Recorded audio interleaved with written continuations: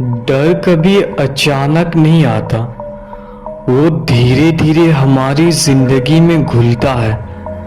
पहले एक छोटी सी आवाज, फिर एक परछाई, फिर वो एहसास कि कोई आपके पीछे खड़ा है जबकि आप अकेले हो। कहते हैं रात का अंधेरा सिर्फ अंधेरा नहीं होता, कुछ चीजें उसमें जागती है और कुछ चीजें हमेशा से आपको ही ढूंढ रही होती है। कहानी दीवार के अंदर रहने वाली आवाज। मेरी नानी के घर की एक पुरानी आदत थी, हर रात सोने से पहले दीवार पर हल्का सा हाथ फेर कर देखना कि कहीं वो फिर से तो नहीं जाग गई। हमें बचपन से बस इतना बताया गया था, रात में दीवार पर कान मत लगाना। हम मान लेते थे क्योंकि बच्चे थे। लेकिन 2017 में जब मैं 18 साल का हुआ तो मैंने सोचा कि ये सिर्फ बात नहीं थी, ये घर सच में कुछ छुपा रहा था। नानी का पुराना घर बहुत पुराना था। सीलन भरी दीवारें, टूटा हुआ पंखा और बीच में लंबा सा कॉरिडोर जो रात में बिल्कुल सुनसान लगता था। सब कहानियां उस कॉरिडोर की बाईं दीवार के बारे में थी, एकदम ठंडी, हमेशा नम, और रात में कभी कभी हल्का सा कंपन करती थी, जैसे उसके अंदर कोई सांस ले रहा हो। एक रात 2:40 को उस रात मेरी नींद अचानक खुल गई। कमरे में बिल्कुल शांति थी, बस बाहर से कुत्तों के भौंकने की आवाज आ रही थी। मैं पानी पीने उठा, कॉरिडोर में पहुंचा ही था कि बाईं दीवार से हल्की सी ठक ठक की आवाज आई। मैं रुक गया। ये आवाज कुछ अलग थी, जैसे कोई अंदर से उंगलियों से दीवार खटखटा रहा हो। पहले मैंने सोचा शायद घर बैठे कोई आवाज कर रहा है, लेकिन फिर आवाज के साथ एक और आवाज मिली, धीमी फुसफुसाहट, जैसे कोई मेरी हिंदी समझ के बोल रहा हो, सुन, मुझे बाहर निकाल। मेरी सांस अटक गई। ये आवाज अंदर से आ रही थी, दीवार के भीतर से। अगले दिन मैंने नानी से पूछा, उनका चेहरा उतर गया। उन्होंने कहा, ये आवाज किसी को जवाब मत देना, कभी मत बोलना उससे, वो इंसान नहीं है। मैंने मजाक से पूछा, फिर क्या है?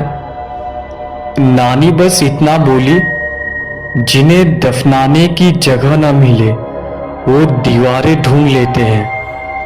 उस रात में देर तक सो नहीं पाया। दूसरी रात डर बढ़ता है।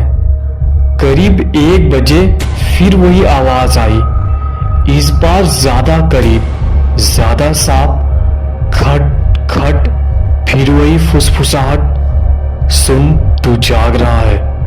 मैं डर के मारे बिस्तर पर पत्थर बन गया, लेकिन आवाज रुक नहीं रही थी। दीवार धड़क रही थी, जैसे उसमें दिल लगा हो। फिर अचानक तड़ाक, दीवार ने इतनी जोर से आवाज मारी कि पूरा कॉरिडोर हिल गया। मैंने कंबल सिर पर डाल लिया। तीसरी रात, उस रात मैंने गलती की, बहुत बड़ी गलती। मैं उठकर दीवार के पास गया। डर कभी कभी इंसान से पागल हरकतें करवा देता है।